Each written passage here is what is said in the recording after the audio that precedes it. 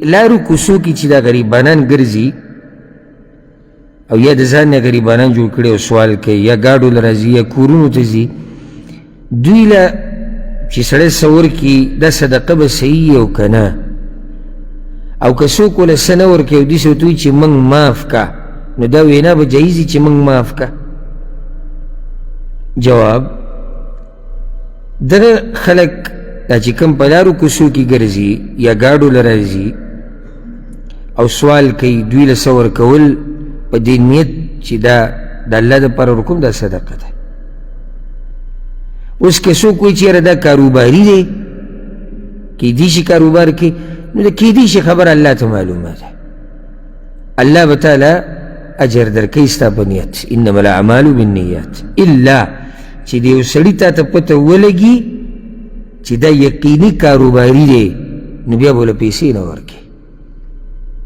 کله سړي ته پته ولګي که او د دلته دا بعض د عربو کې بعض پیدا شوي دي او دغه کاروبار زموږ د کې مشتي خو هغه ملک کې دي دا خبره مې یاده کړي ما ته ورځ یو کس وویل دلته وي دا قصه ډېره ده د بعضو عربو کې هم د دې ملک دا نه بهر نه لکه د یمن دا خلک شته او د سنو ما ویل هلته نشته څه هلته نشته داسې سوالګر چې دی کاروباري نه نه وي هلته نو ما یو شی دی هلته هم ډېر دي دلته هم دي بعضو د کاروبار جوړ کړی اشی به یې راغستی اوس دلته دا قصه راوتې د هغه اکسیجن ورته کې ماشوم خولې ته به یې نیولی او هغه بند پروت وي نو ته دا د خولې ته څه شی اچولی چې دی دومره بیمار دی چې دی د اکسیجن نه بغیر بهر ته نشي راویستی نو دا شی سټارټ که که نه دا ماشین هغه بند دی او خولې ته هغه شی پروت دی د خلکو نه سم قمقلان جوړ کړی دا بس دقه او په مخه یو کس څه پیري ما په خپلو لیدلی په دې خپلو سترګو دلته یې وینم بل ځای کې یې وینم بل ځای کې یې وینم ښه بس پکې پلار به یې د ځان سره راغستی په هغې کې وایي چې دا غریب دی دا یو بیمار دی د ګردې خراب دی او هغې ځان سره به دې اخته کړی او بس د دروغو به ځان راواچوي او په ځان به رپرفی راولي نو شتي دا پکې هم شته او دغه هم شته او د دې خلکو د لاسه د دې دروغجنو د لاسه اوس خلک احتیاط کوي نو هغه کوم چې حقدار دی هغوی له پکې به ورنه کړي الغرض چې تا ته پته نه وي چې دا څنګه کس دی نو ته ورکه الله به تعالی اجر درکوي اوس ضرور وي چې داسې ورته ویلی وي چې ما وبخه یعنې نشي مې درکولی ویلی شي ګوره الله قرآن کې د مؤمنانو شان ذکر کړی چې مؤمنان د الله دپاره مال لګوي بیا الله وایي ثم لا یتبعون ما انفقوا منا ولا اذى مؤمنان چې کله د الله په لار کې څه ورکړي که نه نو دوه خبرې یادې کړه دوه خبرې ثباتي نه یادوي یې نه اجو بس راغلی و اجو جومات کې دغسې کېناستو حاجي صاحب څو دې ورکړي 2000 لکه 3000 نو هغه د هغه ماته یې وریل نه کړنګ چې کوي هغه یې راغستی یاره زما خو خپل ځاني دا خوی دومره بدي شي که نه دومره چې دا چې چا سره ښه وکړي او بیا یې ثباتي او بیا یې وشرموي یا صرف ثباتل هم نه دي بیا شرمول او دا یو دغه زامن دی او دا یو حرامیان دي او دا یو ډاکوان دي ورکولی دی ولې دی ورکولی نو الله وایي چې مؤمنان چاله مال ورکړي نو یو ثباتي نه بل تنګی یې نه ښه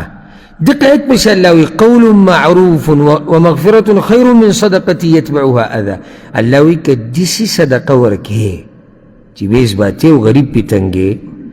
د دې نه ښه دا ده چې ښایسته وینا ورته وکړي او واپس یې کړي ښایسته وینا او بل ځای کې الله وایي قرآن کې واما السائل فلا تنهر تپوس کوونکی به رټي نه تا پسې یو کس راغی سوال د نه کوي او تا سره نشتي یا شتي نه یې ورکې ښایسته جواب به وله ورکې ځه اخوش ګاډي شیشه پسې اوچته کړي دیکې یې کړي نه دا د مؤمن شان نه دی غریب دی حاجتمند دی که څه وله ورکولی نه شي خفه کوه خو یې مه کوه نه بېزتي خو وله مه کوه سپکوه خو یې مه ورته ووایه بس زه نشم او ما سره یا نشتی چې نه د سره صحیح.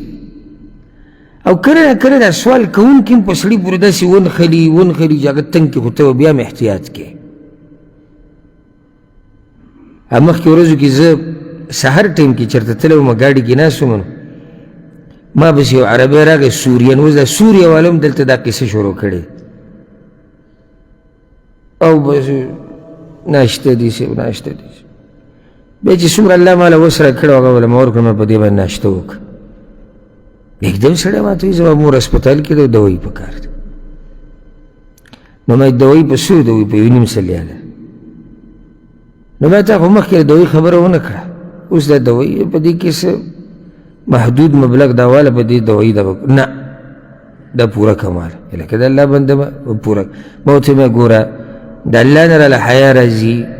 او تا ته سخته خبره ګوره نشم کولی، او تا نه راله هم حیا راځي. ما مه مجبوره کوو دې ته چې زه داسې څه ووایم چې الله رانه پرې خفه شي،